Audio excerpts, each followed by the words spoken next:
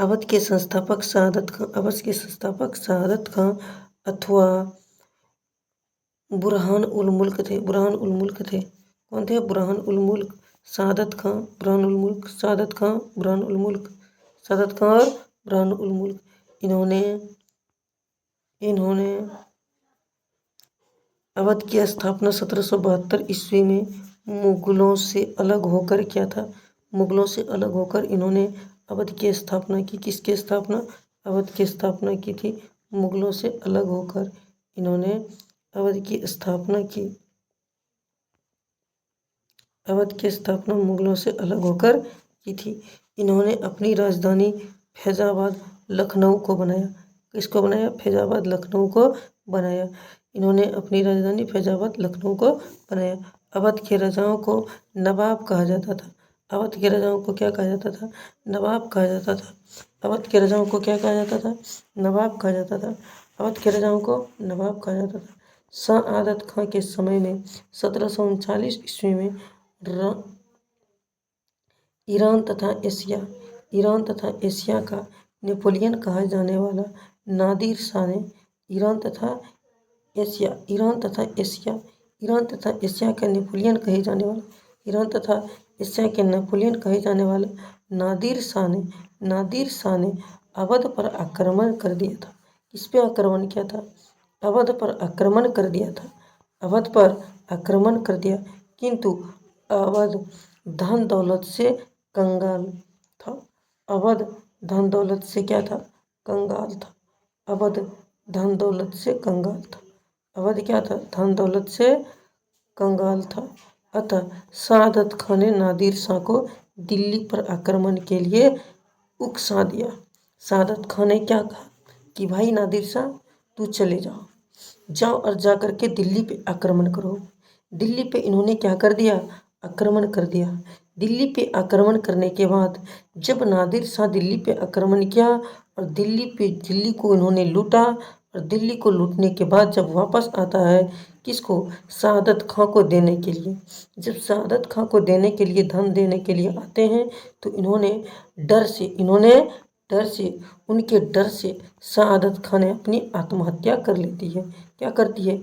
इनके डर से, ठीक है, इसके डर से अपनी आत्महत्या, नादिर शाह के डर से आत्महत्या कर लेते हैं। किसने? शहादत खां ने। ठीक है, अब देखिए इसके आगे, इसके मृत्यु के बाद उसका पुत्र सफदरजंग तथा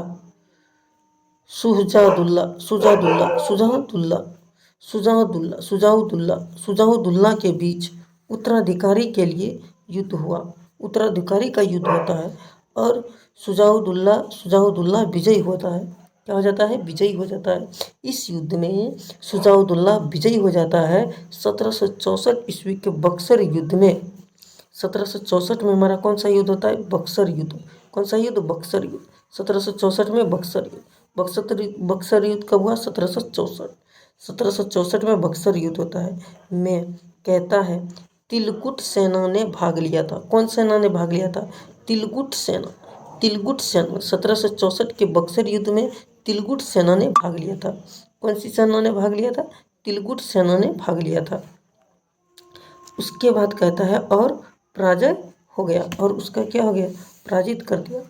1801 ईस्वी में अवध ने लॉर्ड ब्लेजली द्वारा प्रारंभ की गई सहायक संधियों को स्वीकार कर लिया। 1801 के अवध में जो है, अवध ने लॉर्ड ब्लेजली द्वारा शुरू किया गया था। क्या? सहायक की संधियाँ। लॉर्ड ब्लेजली ने किसकी संधियाँ शुरू की थी? सहायक की संधियाँ। लॉर्ड ब्लेजली के द्वारा सहायक की संधियाँ चालू किया गया था, और इसी संधियों को क्या कर लिया गया? स्वीकार कर लिया गया। अवध के अंतिम नवाब बाजिद अली शाह थे। अवध के अंतिम नवाब कौन थे? बाजिद अली शाह थे, जिनको अंग्रेजों ने गिरफ्तार कर लिया। क्या कर लिया अंग्रेजों ने? जिनको अंग्रेजों ने गिरफ्तार कर लिया और अवध पर कुशासन का आरोप लगाकर, अवध पर किसका आरोप लगाता है? कुशासन का, और उसे अंग्रेजी क्षेत्रों में मिला लिया और बाजिद अली शाह को कैद कर लिया गया। बाजिद अली शाह को क्या किया, कैद कर लिया गया, जहां इनकी मृत्यु हो गई। यही कारण था कि बाजिद अली शाह की पत्नी बेगम हजरत महल ने, कौन, बाजिद अली शाह की पत्नी कौन थी, बेगम हजरत महल। और ये बेगम हजरत महल ने 1857 का जो विद्रोह हुआ था, उस विद्रोह में भारतीय सैनिकों के अवध से नेतृत्व किया था। अवध से इन्होंने नेतृत्व किया था, भारतीय सैनिकों के नेतृत्व किया था। विद्रोह समाप्त होने के बाद बेगम हजरत महल नेपाल चली जाती है। कहाँ चली जाती है, नेपाल चली जाती है। और नेपाल चली गई जहाँ इनकी मृत्यु हो जाती है, और इसकी मृत्यु नेपाल में ही हो जाती है। ठीक है। अब इसके बाद हमारा अवध के बाद आता है हैदराबाद। हैदराबाद हैदराबाद स्वतंत्र भारत की स्थापना 1924, स्वतंत्र भारत की स्थापना 1724 ईस्वी में निजाम उल मुल्क अथवा चिनकी सिच खां ने मुहम्मद शाह के समय में क्या, ठीक है, मोहम्मद शाह के समय क्या कहता है, यहाँ के राजाओं को निजाम कहा जाता था। हैदराबाद के राजाओं को क्या कहा जाता था, निजाम। क्या कहा जाता था, निजाम कहा जाता था। हैदराबाद के राजाओं को निजाम कहा जाता था। निजाम उल मुल्क ने 1725 ईस्वी में हैदराबाद को अपनी राजधानी बनाई। किसने, निजाम उल मुल्क ने 1725 ईस्वी में हैदराबाद को अपनी राजधानी बनाती है। ठीक है। अब आगे कहता है, एक हिंदू दीनानाथ को निजाम उल मुल्क ने अपनी दीवान नियुक्त किया। अपनी दीवान, एक हिंदू था जिसका नाम था दीनानाथ। एक हिंदू दीनानाथ को निजाम उल मुल्क ने अपनी दीवान नियुक्त किया था। 1728 ईस्वी में मराठा पेशवा बाजीराव प्रथम ने हैदराबाद पर आक्रमण किया और पालखेला के युद्ध में निजाम को पराजित कर दिया। क्या कर दिया, निजाम को पराजित कर देता है। ठीक है। अब इसके आगे पेशवा के निजाम के बाद मुंशी शिवगांव की संधि हुई। इस संधि के तहत निजाम ने मराठों की अधीनता स्वीकार की और चौथ तथा सरदेशमुखी नामक कर चलाने लगा। 2 कर चलाता था, एक कौन था, सरदेशमुखी, और एक था चौथ। कहता है, जब 1798 ईस्वी में लॉर्ड ब्लेजली ने सहायक संधि प्रारंभ की। तो सहायक संधि कब प्रारंभ किया गया था, 1798 में। 1798 में किसके द्वारा, लॉर्ड ब्लेजली के द्वारा। कौन सी संधि, सहायक संधि प्रारंभ की गई थी। तो उसे मनाने वाला पहला राज्य हैदराबाद था। उसे मानने वाला, जो माना था कि सहायक संधि को मानने वाला पहला राज्य कौन था, हैदराबाद। कौन था, हैदराबाद। कौन था, हैदराबाद। ठीक है। अब देखो आगे, उसके बाद कहता है, स्वतंत्रता के बाद हैदराबाद तेलंगाना वाले क्षेत्र यानी पाकिस्तान में मिलने की इच्छुक जगाई, किंतु सरदार पटेल ने ऑपरेशन पोलो नामक पुलिस कार्रवाई से हैदराबाद को भारत में मिला लिया गया। हैदराबाद को किस में मिला लिया गया, भारत में मिला लिया गया।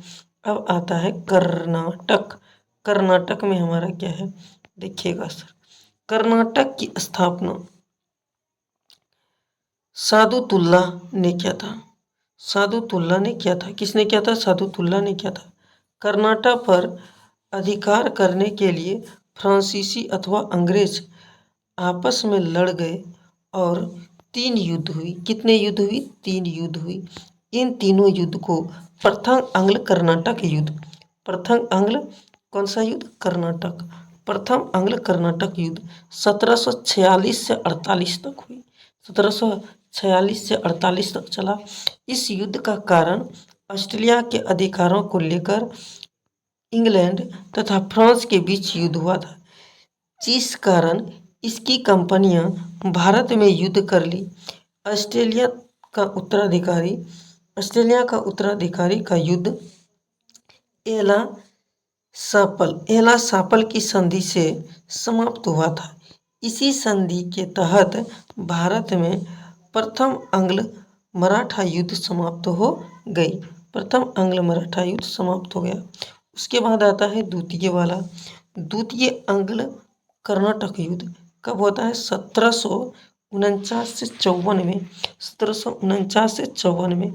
इस युद्ध का कारण फ्रांसीसी गवर्नर डुप्ले का महत्वाकांक्षी होना था। कहता है इसने भारत में अंग्रेजों पर आक्रमण कर दिया। यह युद्ध पांडिचेरी के संधि के तहत समाप्त हुई थी। कौन सा? द्वितीय आंग्ल कर्नाटक युद्ध की संधि के तहत, पांडिचेरी की संधि के तहत हमारा समाप्त हुआ था। तृतीय आंग्ल मैसूर युद्ध, हमारा तृतीय आंग्ल कर्नाटक युद्ध, मैसूर नहीं कर्नाटक, तृतीय आंग्ल कर्नाटक युद्ध।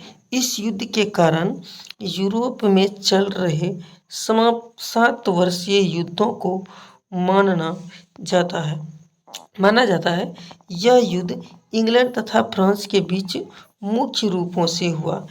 इसी युद्ध के दौरान 1760 ईस्वी में वांडीवास के युद्ध में अंग्रेजों ने फ्रांसीसियों को बुरी तरह पराजित कर दिया और भारत से फ्रांसीसी सत्ता लगभग समाप्त हो गई।